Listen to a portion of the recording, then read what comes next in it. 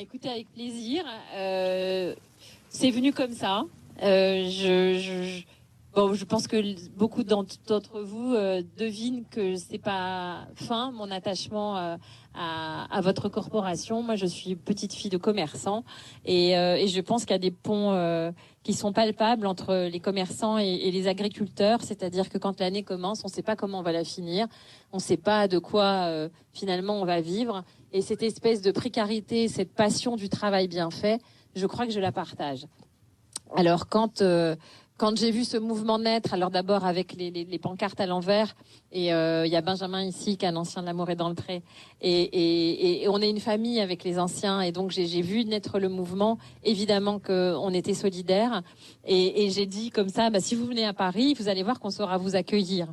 Et quand j'ai vu que vous arriviez à Paris, je me suis dit j'ai qu'une parole, donc on va les accueillir. Et hier matin, j'étais dans le sud, j'ai une maison que je retape, et je me disais en me levant, mais en fait, j'aimerais trouver un symbole pour montrer l'affection que la population a envers vous.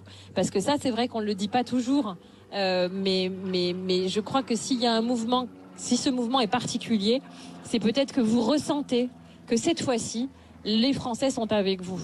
Alors oui, il y en a qui vont râler parce que vous bloquez les routes et que ça va être compliqué pour aller travailler. Bon, maintenant, après le confinement, le télétravail, c'est plus simple.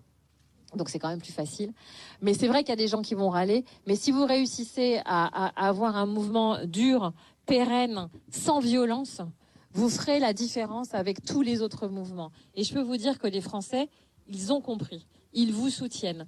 J'ai fait une story hier pour dire, voilà, s'il y a des boulangers qui veulent nous donner des croissants pour amener demain, je veux dire, c'est rien quand même. Mais les boulangers, ils sont pas richissimes. J'ai eu énormément de messages. Il y en a qui sont même venus ici à moto. Il y a Daniel, je sais pas où il est, Daniel, faut qu'il lève le bras. Mais Daniel, il est venu tout de suite de Boulogne. Il y a un restaurateur qui est venu aussi là aujourd'hui, qui fait café aussi, restaurant Alexandre. On est passé dans une boulangerie dans le 16e arrondissement. Après, de toute façon, j'avais plus de place sur les motos, donc on s'est arrêté à 300 croissants. Et voilà, mais c'était pour vous dire que les gens savent que sans vous, on va perdre la souveraineté alimentaire, comme on dit. Moi, je sais que les normes sont pas les mêmes en Europe par rapport à la France. Je sais que l'agriculture française, elle est de très bonne qualité par rapport à d'autres pays étrangers, et que c'est maintenant qu'on est en grand danger. J'ai produit un documentaire qui a eu énormément de succès, je ne sais pas si vous l'avez vu, mais en novembre de l'année dernière, Famille de paysans, et je crois qu'on a compris votre détresse, et on a compris aussi que malgré tout, c'est les politiques qui décident, et que vous avez eu beau vous battre et faire des mouvements de protestation, ils n'ont jamais été entendus. Et donc aujourd'hui, il faut qu'ils soient entendus, il faut qu'on ait effectivement des décisions qui sont concrètes. Aujourd'hui, quand on achète une fringue, un t-shirt, on ne peut pas payer dans un magasin un t-shirt en dessous du prix de fabrication. Ce n'est pas normal que ce que vous produisez ne soit pas de la même façon reconnu, et qu'on puisse casser les prix d'achat du producteur pour faire des promos, etc. Et je pense, c'est ce que j'ai dit, je pense que les promotions d'aujourd'hui dans les supermarchés sont le cimetière de nos frigos de demain. Donc moi, en tant que maman, en tant que femme, en tant que citoyenne, je pense que les citoyens ont beaucoup à faire pour se rendre compte de ça et pour changer nos usages. Mais il va falloir aussi faire appliquer la loi. Il va falloir que voilà. En tout cas, je suis à votre côté. Vous pouvez compter sur moi pour diffuser une parole si vous en avez besoin. Les Français aussi sont à vos côtés. Ils savent pas forcément toujours bien l'exprimer, mais j'espère être le porte-parole d'eux. Il y a aussi ici Nicolas Chaban qui fait une chose extraordinaire avec une entreprise qui s'appelle, c'est pas une entreprise, va me tuer. C'est une association de consommateurs qui s'appelle C'est qui le patron, qui a réussi à sauver des centaines de familles d'agriculteurs, notamment de laitiers, de la misère, et qui a compris que en ajoutant quelques centimes de lait au prix de la brique quand on l'achète, on sauve la vie des agriculteurs. Donc voilà, il suffit de diffuser aussi ce message-là. On ne peut pas tout attendre des autorités européennes ou des autorités françaises. Les régions peuvent aussi intervenir, et nous, consommateurs, on a des choses à faire. Donc voilà, écoutez, bon courage. Voilà. Et j'espère que vous n'êtes pas trop intolérants au gluten. C'est vrai que je n'ai pas pensé aux agriculteurs intolérants au gluten en apportant mes croissants. Désolée. Retournez-vous. Ah, quoi ?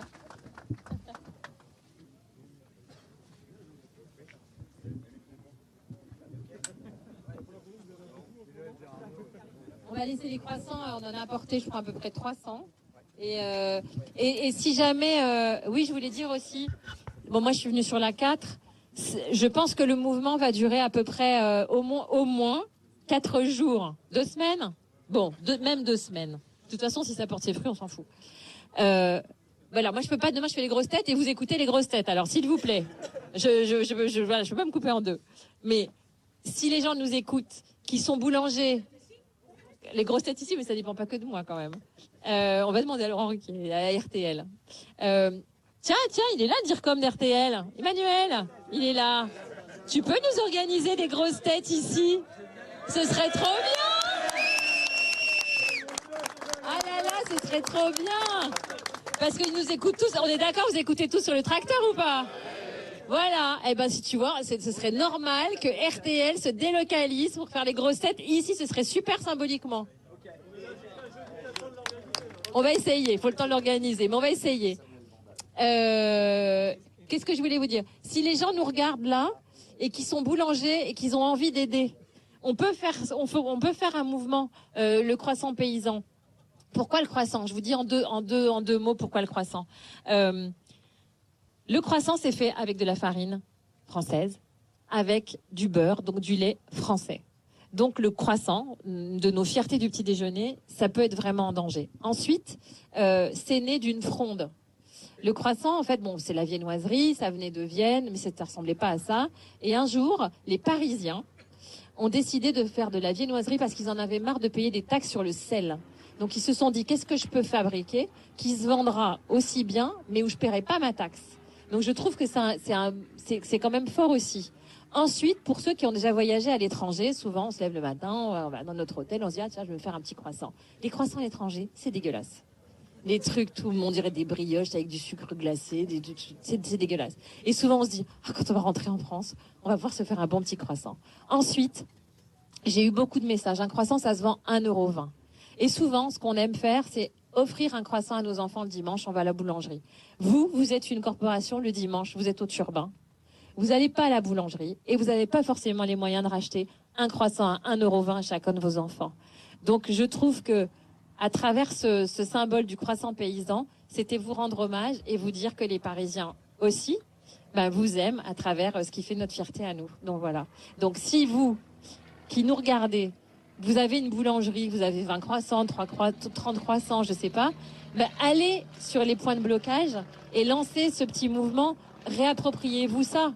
J'ai pas trouvé autre chose, il y a peut-être d'autres histoires à trouver, hein, j'en sais rien, mais apportez-leur votre soutien et puis un petit peu de douceur, ça fait pas de mal. Voilà.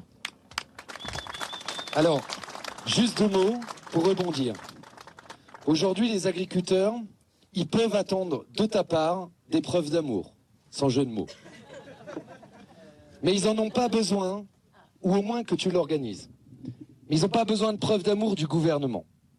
Le gouvernement, on a besoin de preuves concrètes sur le terrain. Et le message qui peut rejoindre toutes nos revendications aujourd'hui de tous les agriculteurs ici en Île-de-France, mais partout en France, c'est on veut vivre de notre métier. On veut vivre dignement de notre métier. Et on veut retrouver la fierté de produire une alimentation à nos concitoyens. Donc pour les preuves d'amour ou pour l'organiser, on compte sur toi, mais pour le concret, on compte sur le gouvernement et on n'a pas besoin de preuves d'amour comme nous l'a fait le Premier ministre vendredi soir. Et pour tenir demain matin ton plateau, ici tu sais qu'on est totalement organisé. On a des groupes électrogènes, on a une tente, on a de l'eau, on a les toilettes, on a tout ce qu'il faut, on a les barbecues, on a des omelettes, des cochons à la broche, tout est là. Donc on est prêt à vous accueillir ici demain matin et à mettre tout en œuvre pour que tout se passe ici. Ce qui va faire la différence, c'est pas seulement les décisions politiques, elles sont importantes, c'est évident, mais c'est aussi l'attitude des consommateurs.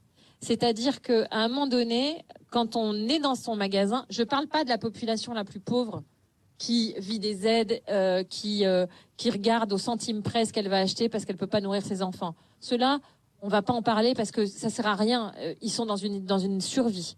Je parle à beaucoup de Français qui comptent, c'est vrai, dans son porte-monnaie, mais qui n'a pas réalisé qu'en mettant 1 centime ou 2 de plus seulement, eh bien, elle pouvait sauver la vie des agriculteurs français. Et donc, il faut aussi qu'il y ait une prise de conscience des supermarchés, ça c'est sûr, mais aussi des consommateurs. Et qu'on regarde nos étiquettes, qu'on arrive à identifier les étiquettes pour se dire, voilà, est-ce que si j'achète cette endive-là, le producteur qui est derrière cette endive a été bien rémunéré, ou est-ce que ce sont des endives qu'on a achetées en Italie, ramassées par des Marocains, payées une misère dans des conditions humaines catastrophiques, mais qui ne sont pas vérifiées. Et ça, il va falloir qu'on l'identifie et que les consommateurs arrivent facilement à l'identifier pour faire leur choix. Parce que il y a un sondage qui est sorti il y a pas longtemps. Les Français vous aiment, les Français sont inquiets aussi de manger à long terme des bons produits français, mais ne savent pas le reconnaître. Souvent, il y a même des tricheries dans les étiquetages, vous le savez mieux que moi. Donc, la filière, elle n'est pas transparente. Donc, je pense qu'il faut aussi se battre, non pas sur, oui, la facilité des administratives, je sais que vous n'en pouvez plus, etc. Oui, évidemment, la reconnaissance. Aussi, je pense qu'un hommage, pas un hommage national, parce que vous n'êtes pas mort, mais un hommage des décideurs qui vous remercient de ce que vous faites comme travail, ça, ce serait bien. Mais mettons même ça de côté. Il va falloir aussi que tous les Français puissent avoir accès à la transparence. Et grâce à la transparence, on pourra choisir, quand on est dans notre supermarché, entre une endive comme ci, une endive comme ça. Il faut qu'on puisse identifier. Et je peux vous dire que les Français choisiront la bonne endive française. Voilà.